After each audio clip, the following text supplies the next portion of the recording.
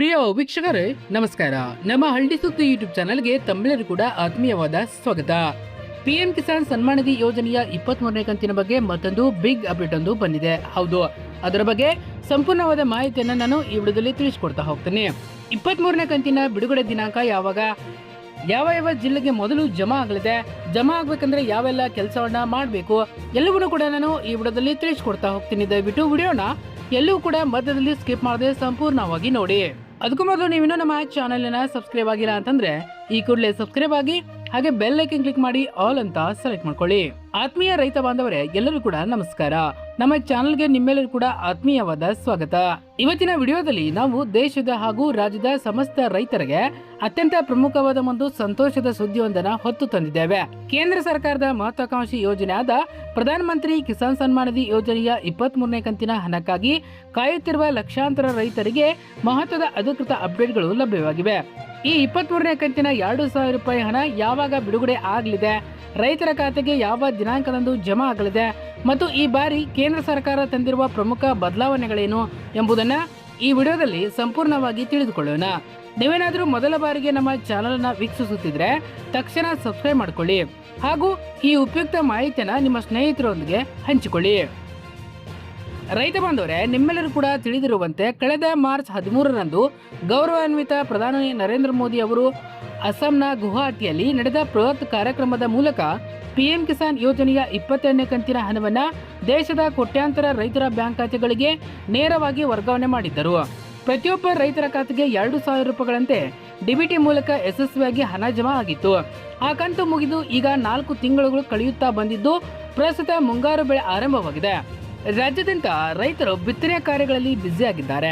ಈ ಸಂದರ್ಭದಲ್ಲಿ ರೈತರ ಕೈಗೆ ಹಣದ ಅವಶ್ಯಕತೆ ಇದ್ದು ಎಲ್ಲರೂ ಕೂಡ 23ನೇ ಕಂತಿನ ಹಣದ ತೀವ್ರ ನಿರೀಕ್ಷೆಯಲ್ಲಿದ್ದಾರೆ. ಇನ್ನು ಕೃಷಿ ಸಚಿವರು ಹೊಸ ಪ್ರಕಟಣೆ ಮತ್ತು ಪಂಜಾಬ್ನ ಕಾರ್ಯಕ್ರಮದ ಬಗ್ಗೆ ಒಂದು ಮಹತ್ವದ ಸುಳಿವೊಂದನ್ನು ಕೊಟ್ಟಿದ್ದಾರೆ.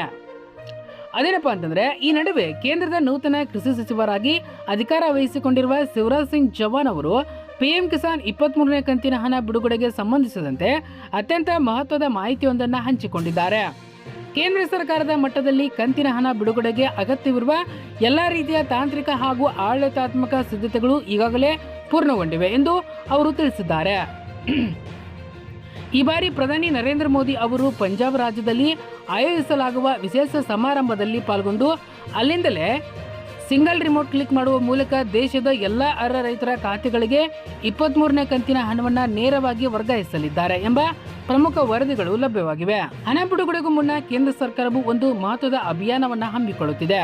ಅದು ನ್ಯಾಚುರಲ್ ಡ್ರೈವ್. ಹೌದು ಸ್ನೇಹಿತರೆ, ಇದು ಜೂನ್ 15ನೇ ತಾರೀಕಿನಿಂದ ದೇಶಾದ್ಯಂತ ಈ ನ್ಯಾಚುರಲ್ ಡ್ರೈವ್ ಅಭಿಯಾನವು ಅಧಿಕೃತವಾಗಿ ಪ್ರಾರಂಭವಾಗಲಿದೆ.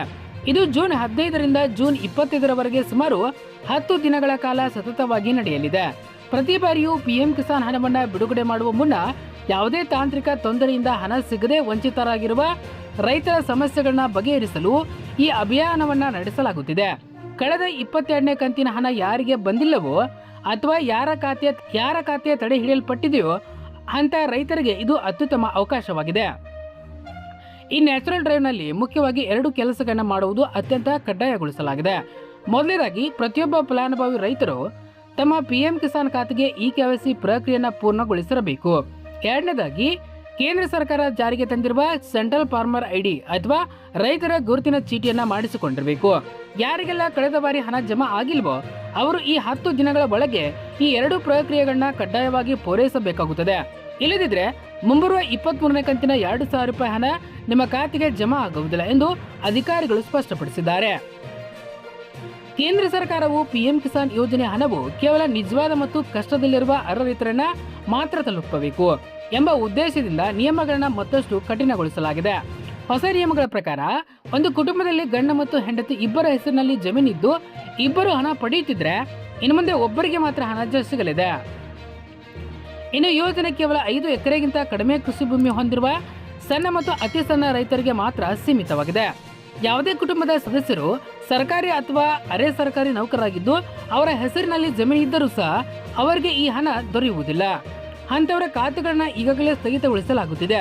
ಆದ್ದರಿಂದ ಕೇವಲ ಅರ್ಹ ಫಲಾನುಭವಿಗಳು ಮಾತ್ರ ಈ ಯೋಜನೆ ಲಾಭ ಪಡೆಯಬಹುದು. ಈಗ ನಿಮ್ಮೆಲ್ಲರ ಮನಸ್ಸಿನಲ್ಲಿರುವ ಅತಿ ದೊಡ್ಡ ಪ್ರಶ್ನೆ ಏನಪ್ಪಾ ಅಂತಂದ್ರೆ 23ನೇ ಕಂತಿನ ಹಣ ಯಾವ ದಿನಾಂಕದಂದು ಖಾತೆಗೆ ಬರಬಹುದು?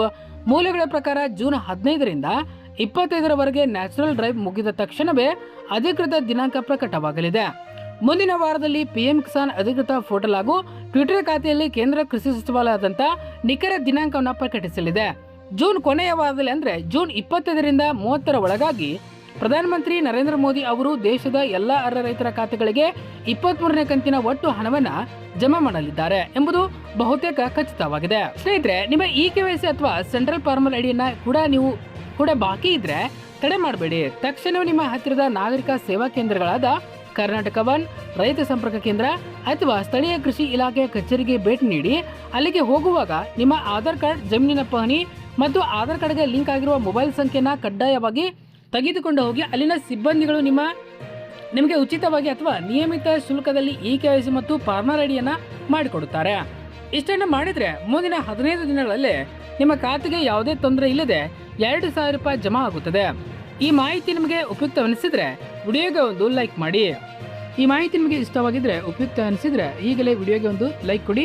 ನಿಮ್ಮೂರಿನ ರೈತರ ವಾಟ್ಸಪ್ ಗ್ರೂಪ್ಗಳಿಗೆ, ಸ್ನೇಹಿತರಿಗೆ ಈ ವಿಡಿಯೋನ ಶೇರ್ ಮಾಡಿ. ಅವರಿಗೂ ಕೂಡ ಈ ಸಿಹಿ ಸುದ್ದಿಯನ್ನು ತಲುಪಿಸಿ. ಕೃಷಿ, ಹವಾಮಾನ ಮತ್ತು ಸರ್ಕಾರಿ ಯೋಜನೆಗಳ ನಿಖರ ಹಾಗೂ ವಿಶ್ವಾಸಾರ್ಹ ಸುದ್ದಿಗಾಗಿ ನಮ್ಮ ಹಳ್ಳಿ ಸುದ್ದಿಯನ್ನು ಸಬ್ಸ್ಕ್ರೈಬ್ ಆಗಿ. ಧನ್ಯವಾದಗಳು.